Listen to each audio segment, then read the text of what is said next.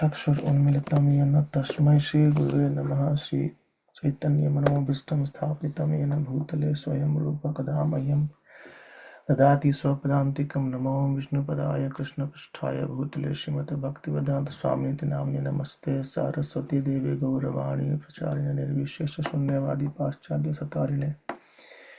जय श्री कृष्ण चैतन्य प्रभु नित्यानंद श्री अद्वैत गदाधर शिवासादि गौर भक्त वृंद। हरे कृष्ण कृष्ण कृष्ण हरे हरे, हरे Ram Ram Ram Hare Hare. Hare Krishna, dear devotees, thank you for joining. Hope you can see my screen. This is blank as of now. Yeah. So we are still doing the recap, and on the first day, just a quick recap of what we have done as of now. So first day we tried to understand about what nectar devotion is, and how it's divided into four sides or direction of an ocean, and each side has waves, which is basically the chapters. And then we understood about what is the Vastu Nirdesh of nectar devotion, what is Ashirvad, and what is Namaskar. So this is the invocation of Mangalacharan. And then we tried to understood about pure devotional service, which we went through details on how devotional service are categorized into mode of ignorance, mode of passion, mode of goodness. And there then we understood from Bhagavatam that devotional service to Krishna is actually pure devotional service. However, we are on the path, not perfected yet. We are on the same road.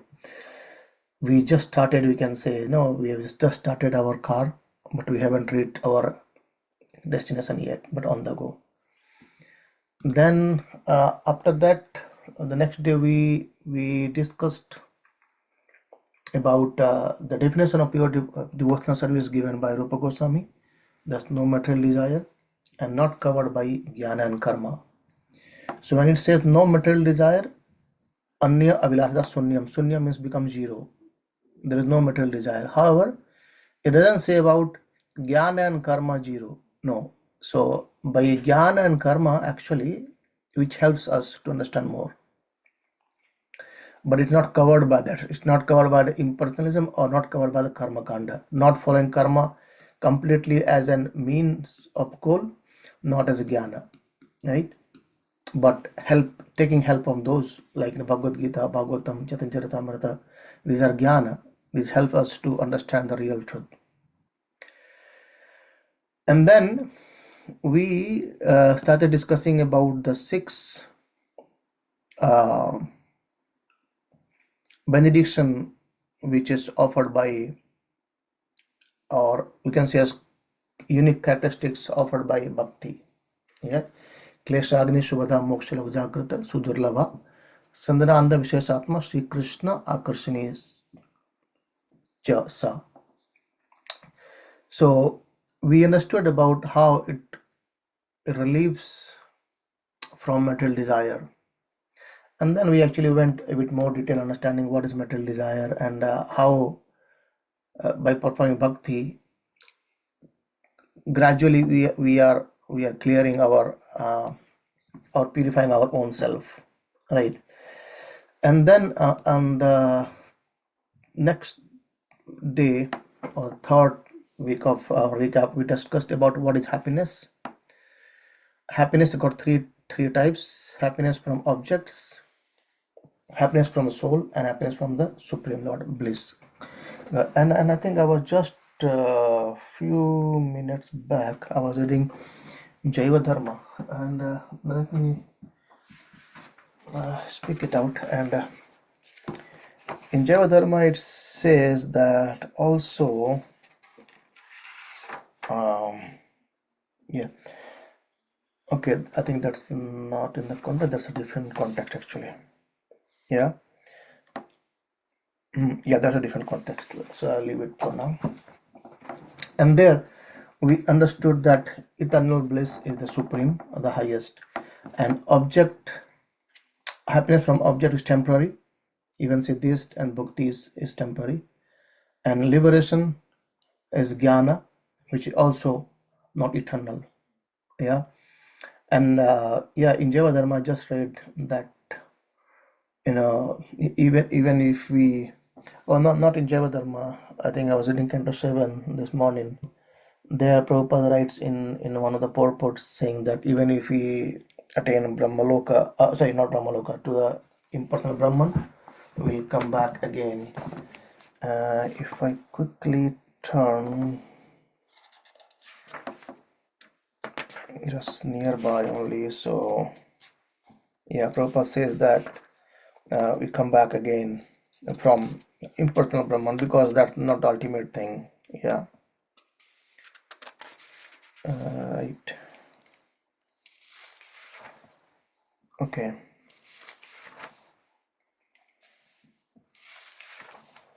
Which purport it was? Anyway, so and then then we saw that these two, so how the division is sadhana bhakti, then bhava bhakti and prema bhakti, right? And I mean, Acharya discussed about why bhava bhakti and prema bhakti are not combined, why they both are different. But I say basically they are different in the way that even in bhava bhakti stage, there are, I mean, the person is, or the devotee is quite advanced, but still it says that still have some impediments or anarthas still.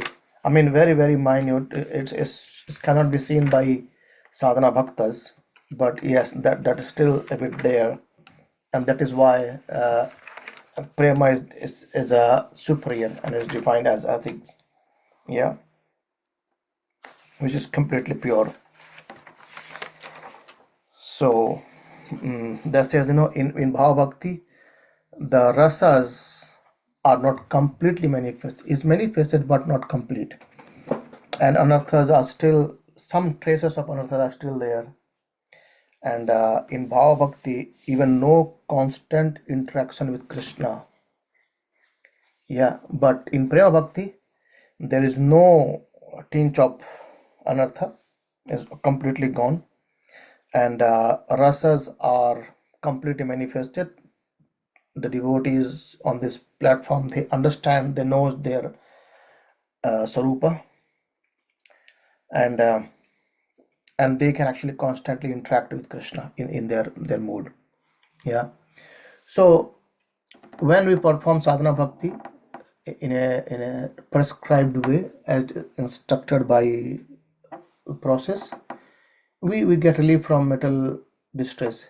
It doesn't mean that we don't have any more mental distress. It's basically we can actually overcome those easily. But bhakti has ability to destroy the suffering, and the real suffering is what, the cycle of birth and death.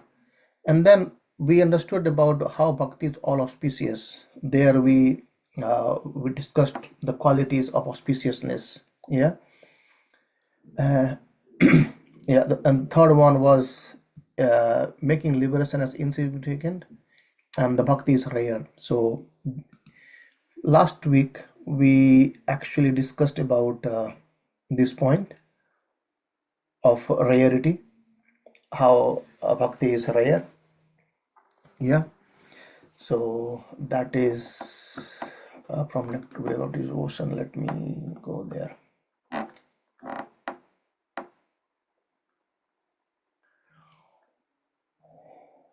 Yeah, just a quick recap. This is the division. We are actually just on the eastern side. Yeah.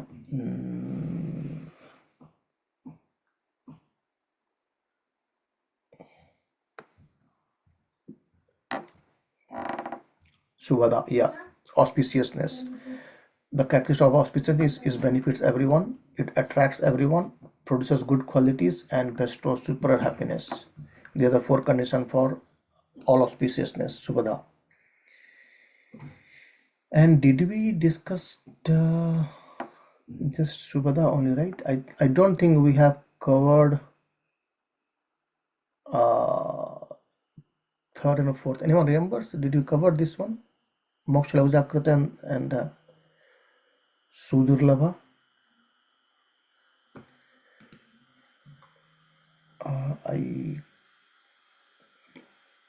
I think we covered Sudurlabha as it says here. So this Subhada and Sudarla. We covered it. Why it's very rare is because Krishna is reluctant to give it us. And it is unattainable by our own effort. So Krishna's mercy is required. That is how we understood about Sudurlava, or which is very difficult to attain. It's really difficult to attain, but we have the hope. Hope is that by following the prescribed path given by our acharyas, we can actually attain it. And if we have doubt that can we attain it, basically we can just see our parampara and find out from there. So process is there. The other day we are discussing about we should have faith in the 4 thing: the faith in the parampara, faith in the shastra, faith in the sadhus, and faith in the holy name. So by having faith, the faith in the process, faith in the devotee, faith in the books, and the faith in the parampara or scriptures, right? So when we have the faith in this, actually we can attain it. And it's why it says Durlabha or Sudurlabha, basically. Even Krishna says in Bhagavad Gita itself, isn't it? Bhavanam Janamanamante Jnanaman Mam Parpadati Vasudevam Sarvamitim Samatma Sudurlabha. That what's even Sudurlabha addressed there. That understanding Krishna in Sarvamiti, the Krishna is the source of everything. Krishna is the fountainhead of everything. To understand that point, they are very rare. I mean, how this bhakti is rarity. I think I was hearing a talk recently, and accidentally there was an example given of Ramanujacharya, and it happened that just few days back we have Ramanujacharya's appearance day, which is basically prominent acharya of Sri Sampradaya, right? And there was a discussion, and in that discussion Ramanujacharya was giving a class. I forgot the devotee's name. His disciple is a prominent disciple of him. Anyone recalls his name? It Samdas of Kaliyuga mind. So his disciple. So I'm not going to detail everything, but the point was Ramanujacharya was giving a talk on Ramayana, and okay, let me find the name if I can find. Just give me a second. Might Google can let us know.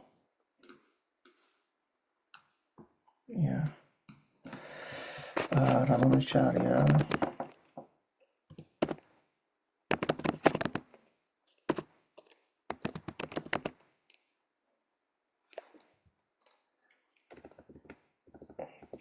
What is his name? It was very famous actually. I don't know what his name was.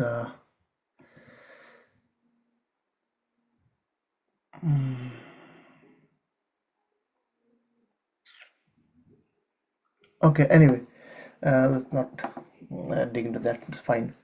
So what happened was he was giving a talk about Vibhishana, And if anyone knows, help me to find the name of the disciple. So that in general, in the previous time, at that time, when Madhacharya, Ramacharya were there at the time, when someone gives a talk,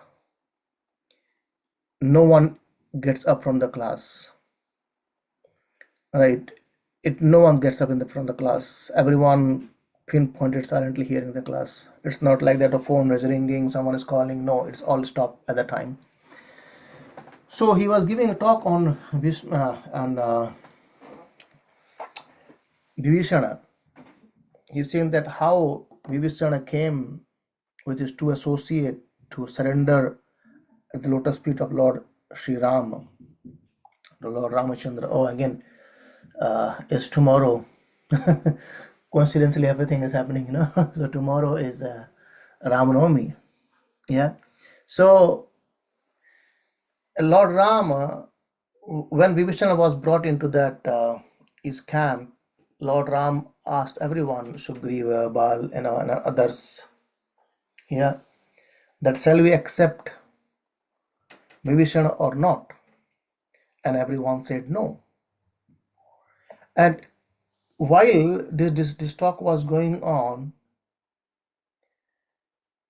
this disciple of Ramanacharya, he got up in the whole assembly of the class, in the class going on, and he got up and he was actually showing his back to Ramanacharya. So basically, like he might have got up for something else, but it was a kind of once incident at that time, kind of.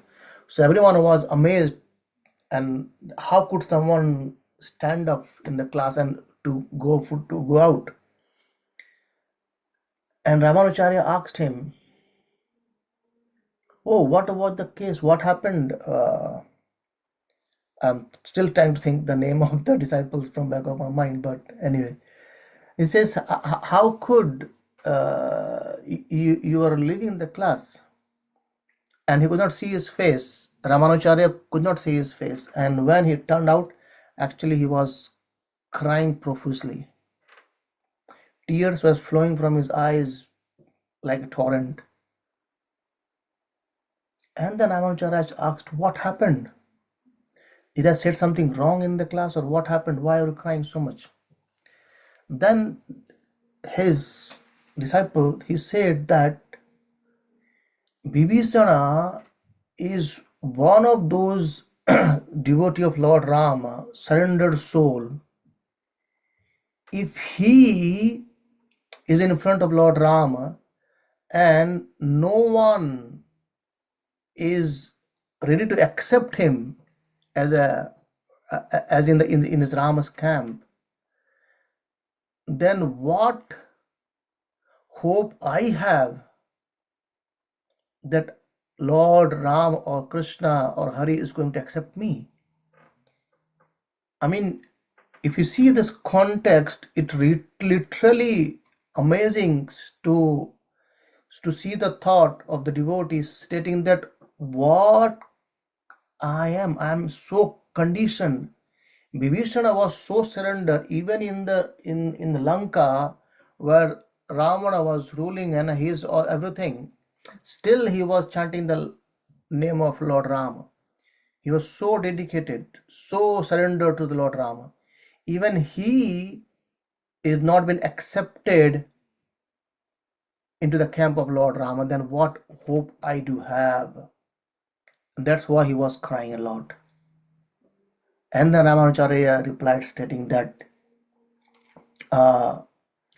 do you believe that Lord will accept me? And he says, oh, no doubt in that at all. And then Ramanacharya said, if you don't have that doubt, then I can assure you I'll take you back. The point is that believing in the parampara, believing in our acharya. Even Prabhupada many times says this devotee, just hold my dhoti, I'll take you cross over. Right? So yeah, so we'll have to have faith in the parampara which are following. We don't have to, go here and there every now and then. oh, let's try to find out something else, try to find out something else from this parampara, that parampara. No. Have one parampara and strictly follow it. Have the faith in the acharyas, have the faith in the scriptures, right? Have the faith in the process.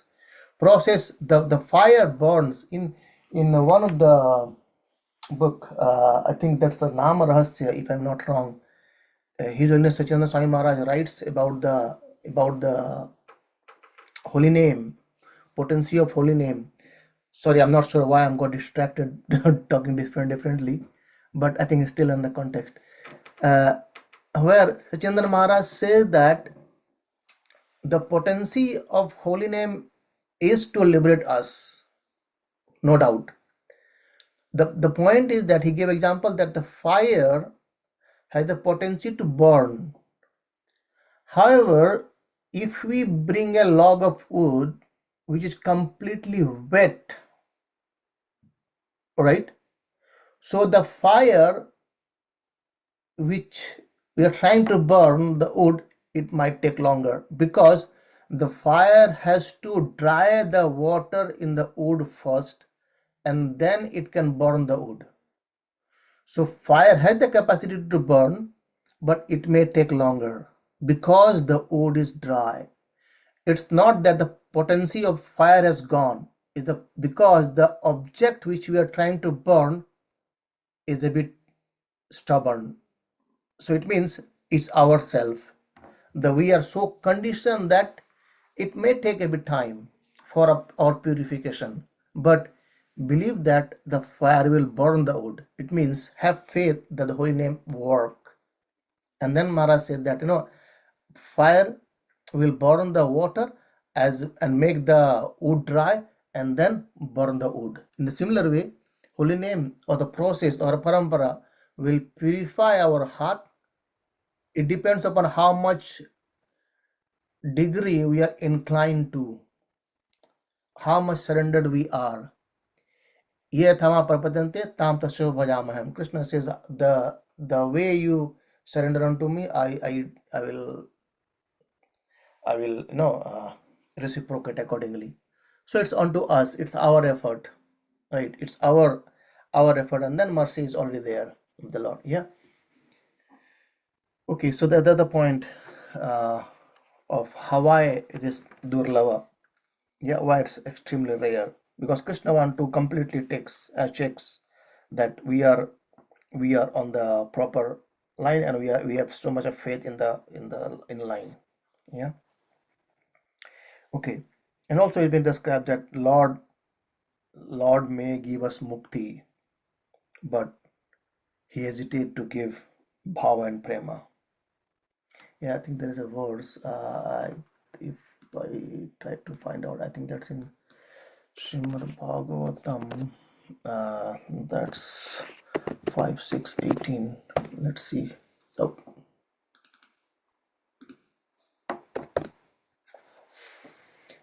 yeah. What it says that, my dear king, the supreme person Mukunda is actually the maintainer of all the members of the Pandavas and Yadu dynasties.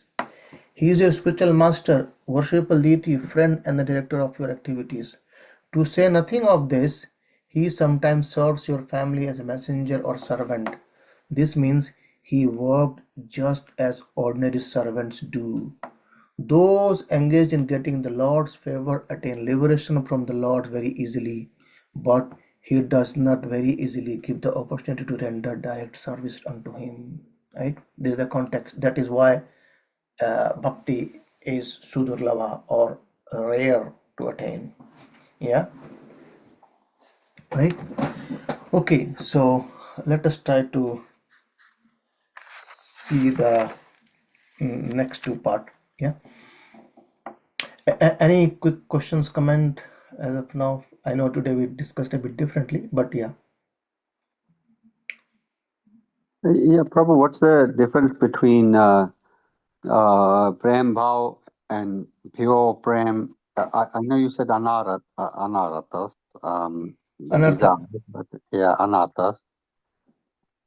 But it's because Prem is also Bhav, but without tinge of emotion, Yeah, right? Because bhav means emotion as well, no?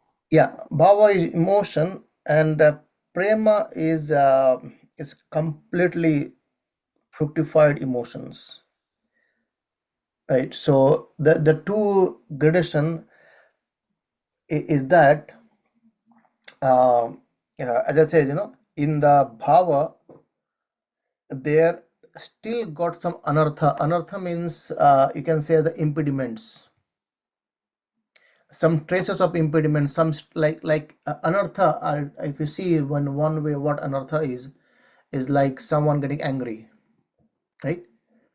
Or someone sleeping more, right? Someone has still got some material desires.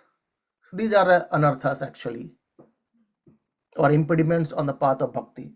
So in bhava also, so the definition says of sadhana bhakti is that kriti sadhya bhavet sadhya. So the definition of sadhana bhakti is that by following sadhana bhakti one attains bhava bhakti. And when we enter to the next section, we'll see that the bhava bhakti becomes sadhana bhakti to attain prema bhakti. So the sadhana bhakti in the stage of sadhana bhakti is different than the sadhana bhakti in the stage of bhava bhakti. Right. So that's why there is a two. I mean, there are 8 types of sadhya, or sadhya means the goal, which is called as bhava, prema, then pranaya, sneha, raga, mana, anuraga, mahabhava. Different levels. All goes higher, higher, and higher and higher.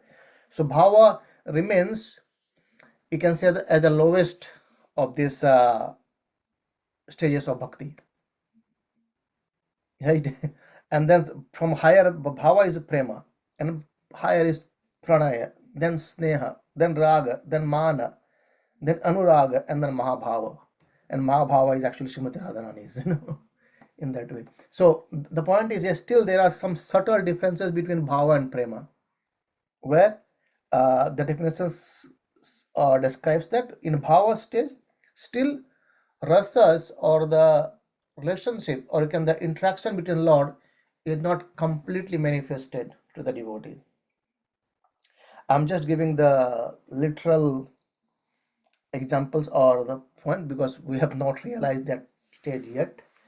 And it says the anartha still have some anarthas, and in the bhava state there is no constant interaction with the Lord, but in prema it's everything is there, so uh, that is Prabhu. Is it okay? A Yes, very little much. bit Yes, complicated. thank you, Prabhu. But we still bhava is still something to strive for before you can elevate to the sadhana and then the prema stage anyway, right? Yes, yes, yes. Yeah, yeah, yeah. But even though that tinge is still there at that higher bhava stage, which is the lower stage of the next stage, you Yeah. mean? Yeah, Yes. yeah, yeah. Okay, Yeah. okay. Thank you. Thank you, Prabhu. Okay, so let us see. Yeah, let us see the next one, which is called as Chandanatta Visheshatma, which is condensed bliss. So and if you see this one where we discuss this part, right, where we say that at sadhana level, this we experience or we realize this too, that yes, Krishna is helping us to get relief from the material distress or material desire or things. And we also realize that yes, bhakti to the Lord is all auspicious. Yeah. And the stage of bhava, we, or the devotee on the stage of bhava, they realize that liberation is insignificant. Liberation is insignificant, right? And it is rarest. So as I said, I was just reading the Jaiva Dharma, and there in chapter number, I think it's 12 it is, where one Gyan is, I mean, he's also well-known Gyani at the time. I think his name is, it says Premadas Babaji. Yeah, no, sorry, not Premadas Babaji. It's actually Bajnath Bhattacharya. He was a busy scholar in Nyaya. He asked to Raghunath Das Babaji, not Raghunath Goswami, Raghunath Das Babaji, and asks about what the sadhya and what is sadhana. And there he explains about this point, that the sadhya means the goal and sadhana is the process, right? Sadhya is the goal and sadhana is the process. So the sadhya can be different. So what the chapter says, what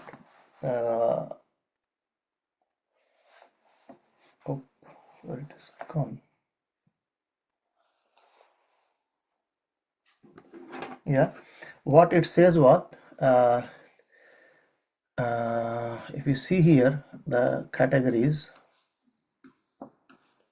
yeah,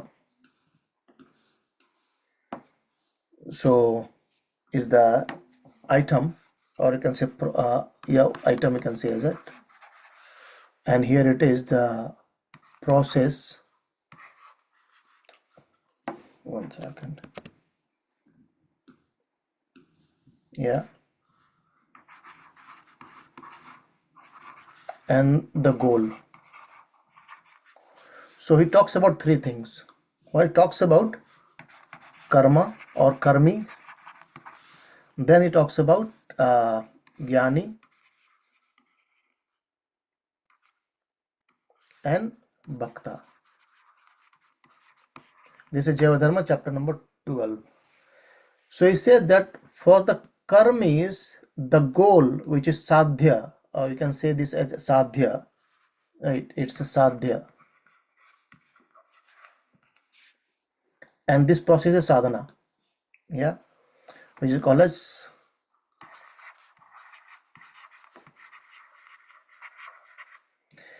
so the goal of karmi is what? Sense gratification.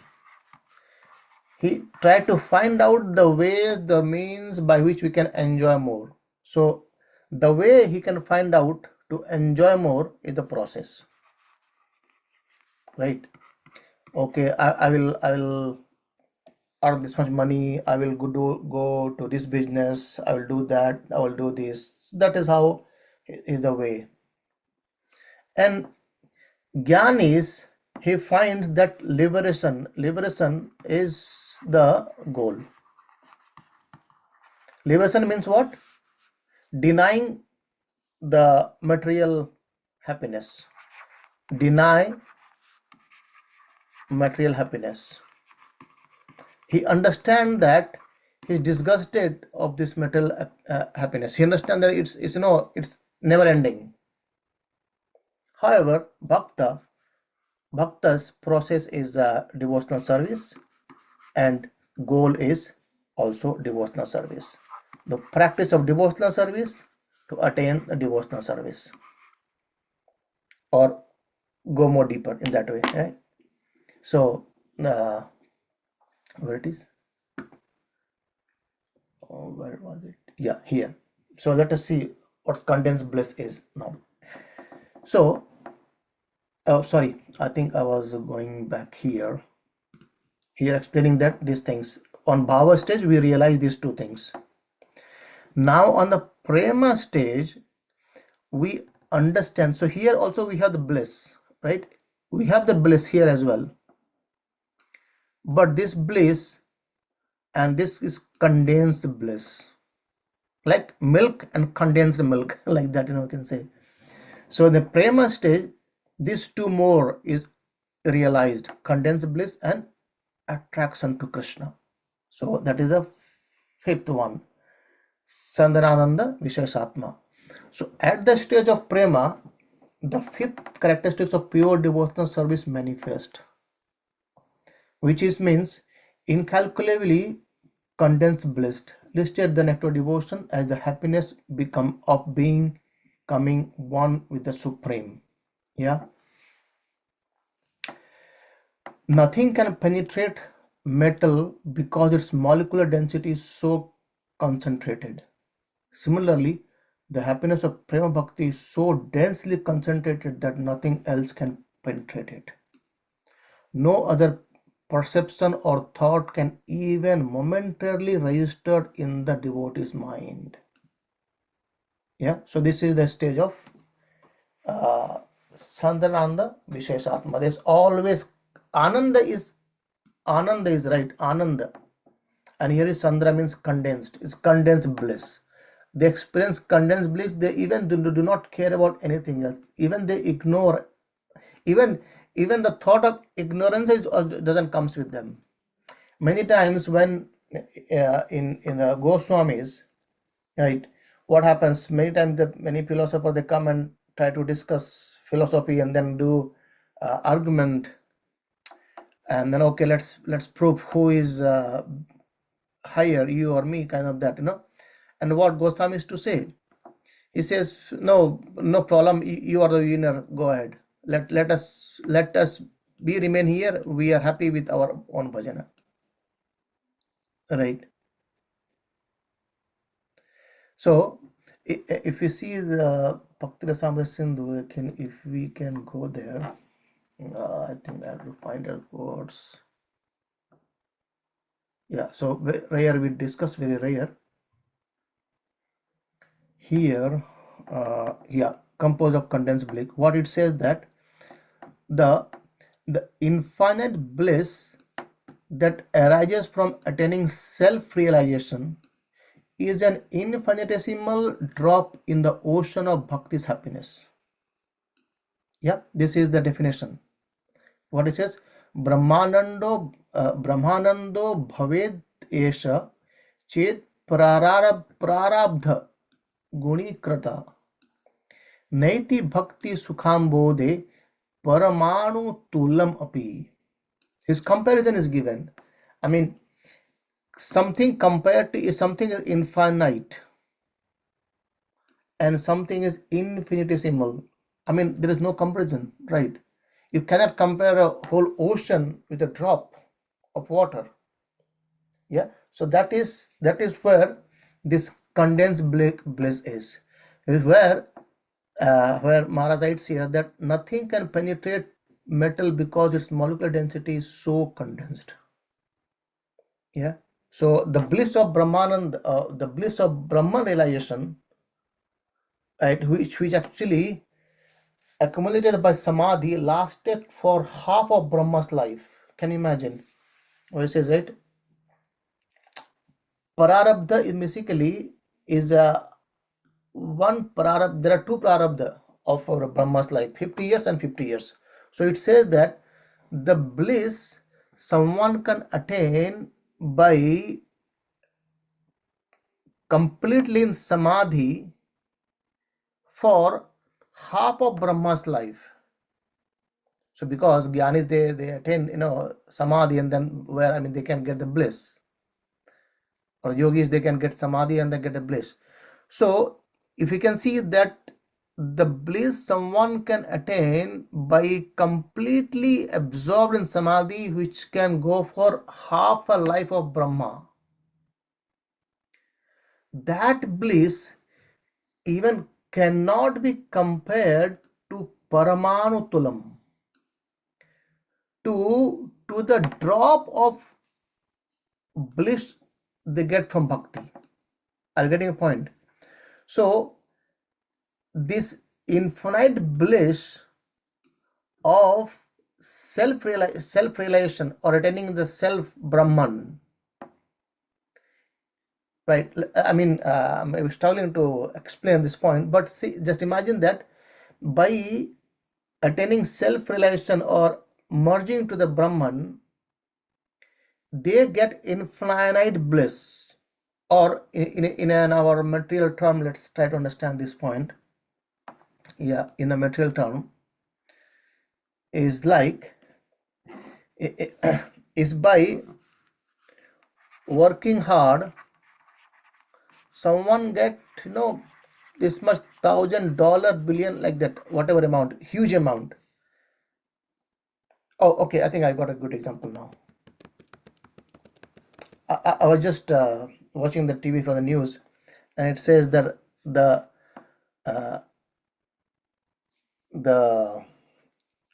1 crore in Iran right now because of war has dropped to 713 rupees for India, or INR. So in one place, if you see, its value is 1 crore in one place, right? And then another place is just 713 rupees. So it means, I mean, it's a bad example, but the point is here it says 1 crore, and another one is just even not 1,000 rupees. So the bliss of Brahmananda or attaining that is compared to, if you just compare as 1 crore pound or whatever amount you can think of, and then bliss of bhakti, this 1 crore is just like 1 pence. So there is no comparison between these two, isn't it? So that's what it says. It says, the definition itself says the infinite bliss is incomparable even to drop in the ocean of bhakti's happiness. So bhakti rasa has the ocean of nectar or bliss, and from that ocean, if we take out one drop, even that drop is way higher than the infinite bliss someone attains by merging to Supreme Lord or Brahman realization. Is it a bit understandable?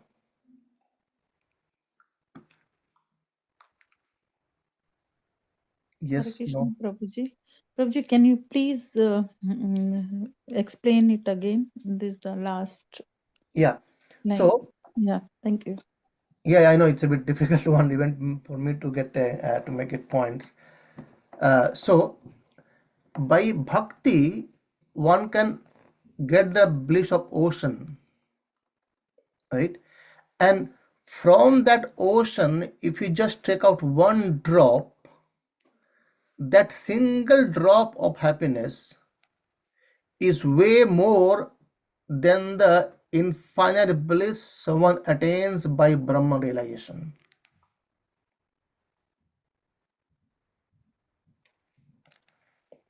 Yeah, are you getting the point?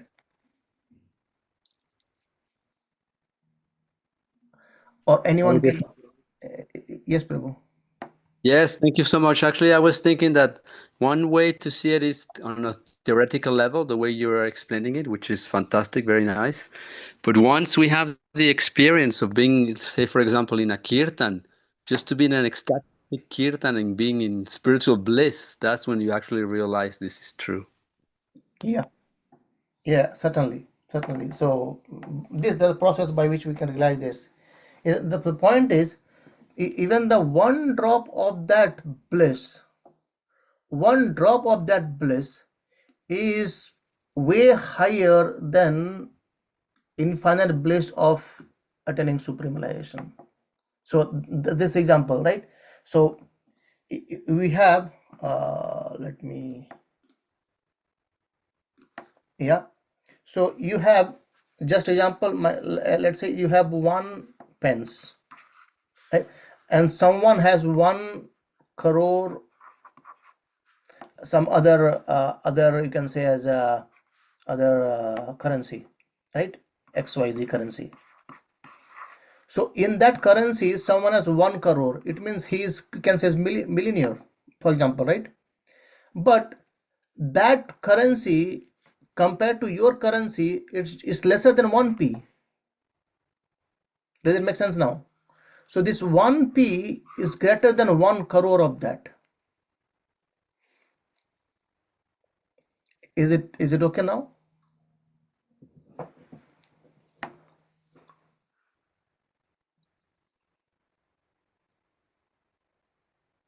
Yes, no, I am not getting as well.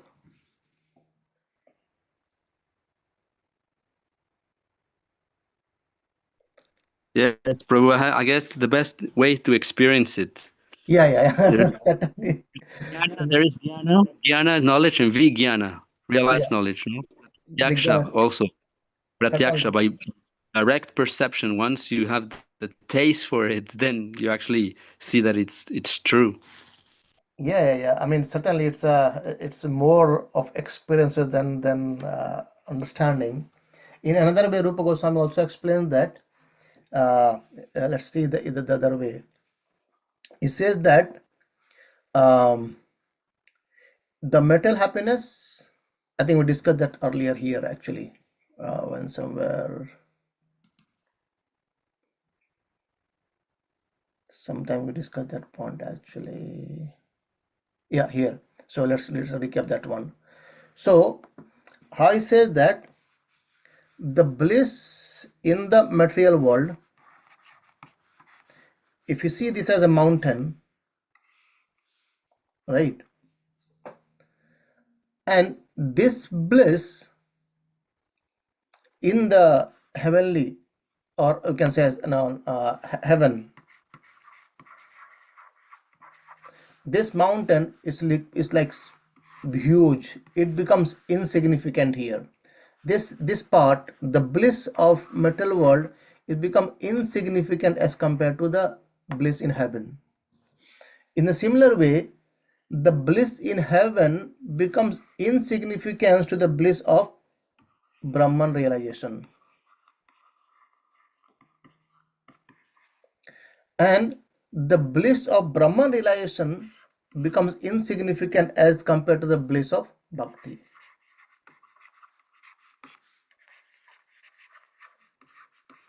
Yeah.